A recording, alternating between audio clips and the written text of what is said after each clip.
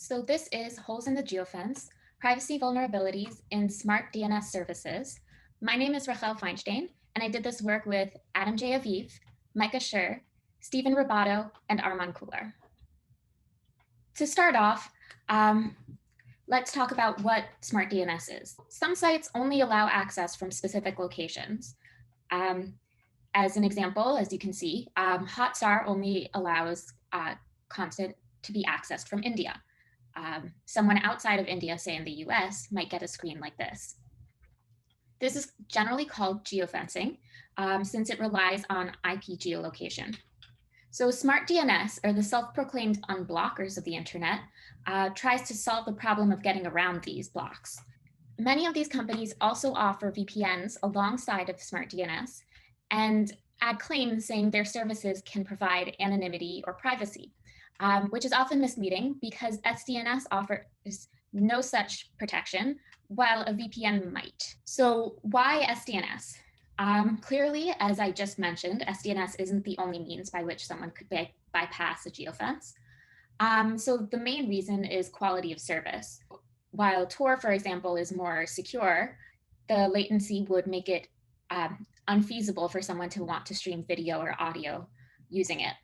VPNs, while they can accommodate video streaming, tend to cost more to use, and they still have some latency. So there could be issues such as buffering, et cetera, that someone faces while using a VPN because of the added delay caused by encryption. And open proxies are likely dangerous to use, as has been shown in previous research. So what if your DNS could determine which proxy to use to circumvent a given geofence? And something I'm going to point out here is that these proxies are SDNS run proxies always. So that's what SDNS does. It smartly determines which proxy to use for each channel or domain requested. If you were requesting site A, you would likely be sent to some proxy A. But if you were trying to access another fence site B that was from a different region, you'd likely be sent to another proxy B. Let's look at how SDNS does this. And as a starting point, let's go from what happens for someone outside a geofence who does not use Smart DNS. So as normal, they would send their request to their DNS resolver, get the correct resolution. But when they try to actually access the content, since their IP registers from being outside the allowed region, they're blocked from actually accessing the content they want to get. In contrast, when someone uses SDNS, instead of using the standard DNS that they might get through, say, DHCP, they send all of their resolution requests to an SDNS resolver, or a DNS resolver that is controlled by the SDNS provider. So they send the request, but this time the SDNS resolver will check whether they're a customer, and if they are, will return an incorrect resolution. Here you see that the IP address corresponds to a proxy that's within the geofence for the content the client is requesting, rather than the actual IP address that would be the correct resolution for streaming.net. The client or customer follows the DNS protocol and assumes that the resolution that they got is correct and sends their GET request to the proxy. The proxy then forwards the request to the streaming site, which responds, and the proxy then forwards that back to the client. Something important to emphasize is that we never witnessed or saw proxies doing any sort of traffic manipulation or TLS man in the middle.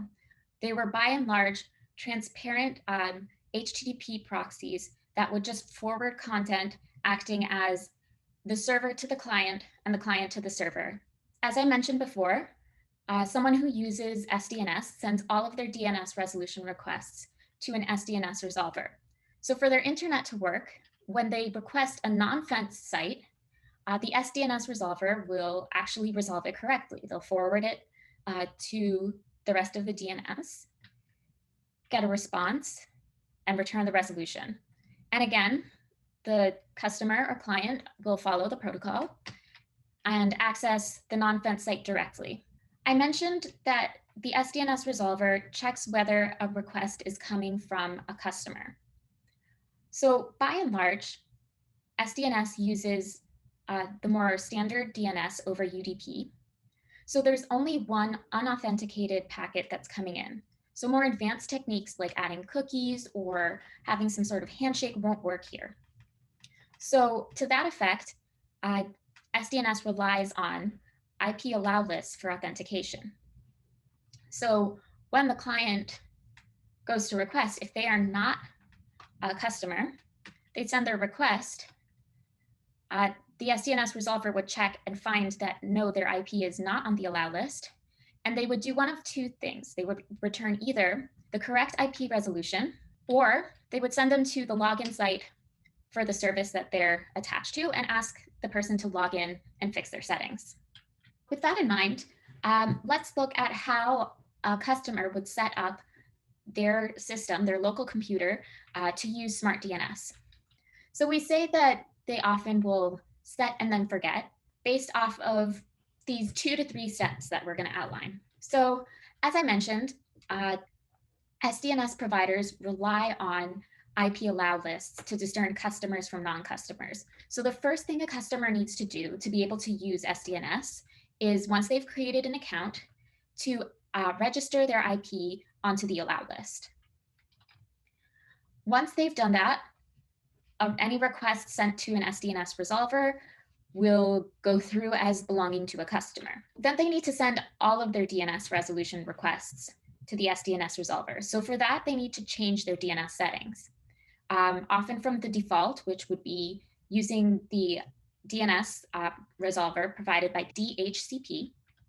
And they would go in and click on advanced, manually enter the IPs of the DNS resolvers or the SDNS resolvers they want to use for their DNS resolutions, and then save those. And then finally, they can forget about it. That's essentially step 3.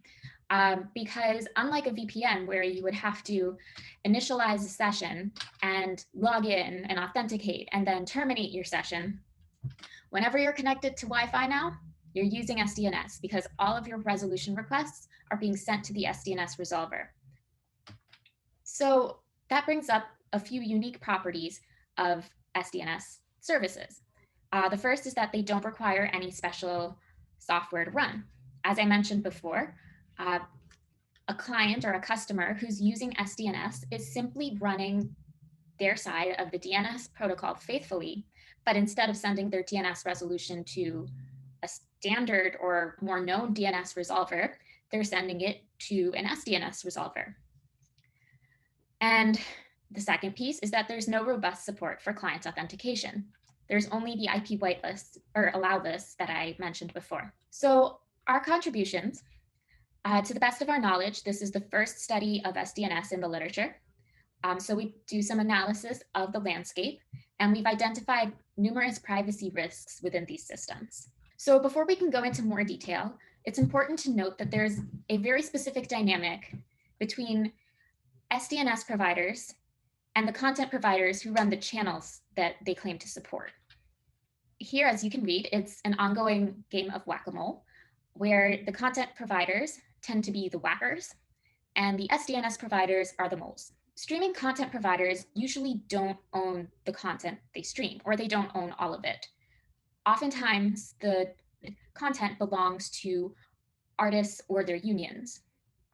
So the content provider can pay for the rights to offer streaming content in a given region, but they can't do it universally. So that contract is regionally bound. So with that in mind, they also are given the contractual obligation to stop people outside of the allowed region from accessing the content because they don't have the rights to stream in that location. A good example might be Netflix offering an American TV show, but they only have the rights to offer it in the United States. They wouldn't have the rights to offer it in, say, Canada. So someone who is trying to access them from there, they have to have a means of stopping that access. So that is exactly what SDNS is trying to allow people to get around. For SDNS providers, it's ideal to not be noticed by the content providers with the channels they're supporting. And Many of them also are cloud-based because that allows them to pop up at different places. Essentially, they can change their IP address really easily, and it becomes that much harder to block them. By and large, what we found was that despite SDNS providers' best efforts to look professional and really good at security on the surface, their systems were not nearly as well configured as they may have appeared. Specifically, we're going to talk about two flavors of attacks. One is going to be attacks against SDNS customers, and we'll cover deproxying by content providers and IP enumeration of all customers. And then against SDNS providers, we'll also talk about, again, the deproxying by the content provider and freeloading by would-be customers. Attacks against customers. So as a reminder, SDNS customers are able to access Geofence content by having their requests routed to SDNS proxies through an incorrect DNS resolution. It generally has a pattern that looks as follows when a customer goes to fetch a supported channel. However, if the streaming content provider were to embed an object within their website that was fetched directly or from their IP address and completely circumvented DNS, then the client or the customer would fetch that directly. They would send the majority of their requests through the proxy, and then they would request that one embedded web object directly from the streaming content provider. And this would allow the content provider to see that the customer's actual IP address is not the address that they were using to fetch the majority of the streaming content. And in that way, they'd be able to identify the actual IP address of the customer and tell that, no, they're actually outside of the geofence and shouldn't access this content. In addition, a third party could enumerate all customers of an SDNS service by IP address. Remember that SDNS resolvers use IP allow lists to distinguish customers from non-customers, and that some providers' SDNS resolvers will not provide a DNS resolution to requests from unrecognized IPs. So this attack exploits that. Here, an attacker is going to repeat this attack numerous times to iterate over a large swath of the IPv4 namespace or its entirety to get a comprehensive list of the IP addresses of customers. So for each iteration, the attacker is going to choose a candidate IP address to test, in this case, 1.2.3.4. And the attacker is going to forge a request from uniqueid.attacker.net, supposedly from that address. And so then the SDNS resolver is going to check the IP address against its allow list. And so in the case that it's not a customer, it will not resolve.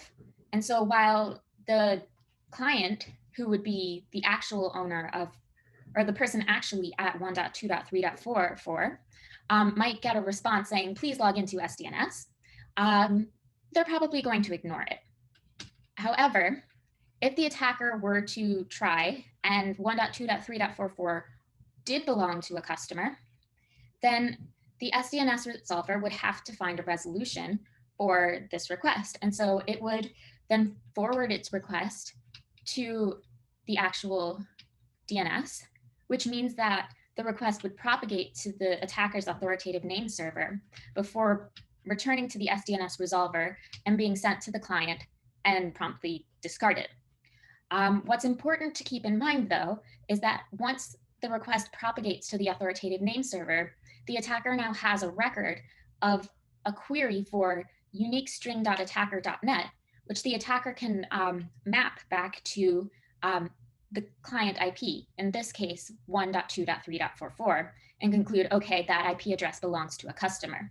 I should also mention that we verified this with a proof of concept against ourselves, and we found that this flaw was present within, I believe, 4 providers. We disclosed this flaw to them, and one of the providers did actually remedy this issue within 24 hours of our disclosure. So attacks against SDNS providers. Revisiting the deproxying attack, we saw that the content provider had both the IP address of the client or customer, as well as that used by the client to access the majority of the content on their page. In this case, that would be the SDNS proxies IP, which means that by performing this attack, the content provider not only identifies which client is using SDNS, but also identifies the proxies for SDNS providers and can block them in real time. In addition, not all of the SDNS proxies are configured properly. Specifically, when a customer goes and requests a resolution, the SDNS resolver will check whether they're a customer by consulting the IP allow list. But in some cases, the proxy does not. So what that means is that someone who's not a customer, say Uncle Pennybags, could then potentially take advantage of this. Again, if Uncle Pennybags were to send a DNS resolution to the SDNS resolver, he would either get the correct resolution or he would get the request to please log into SDNS. However, if Uncle Pennybags knew the IP address of the proxy, he could send that GET request directly to the proxy and get that exact same behavior as though he were a customer. So, as I mentioned before, there are additional attacks that are not covered in this talk, but that we find against SDNS services, including an increased risk of traffic analysis and the presence of proxied content that's not advertised for customers, and SDNS providers facing potential exposure to analytics about their users through a DNS cache enumeration attack. So finally, what does this mean? There are many vulnerabilities in SDNS, as we pointed out. Some of them have to do with misconfiguration, but many of them are bound to persist for the foreseeable future. For example, I mentioned the use of standard UDP-based DNS, and while that wouldn't be the case using DOH or DOT, neither DOH nor DOT is supported by all major operating systems at this point in time.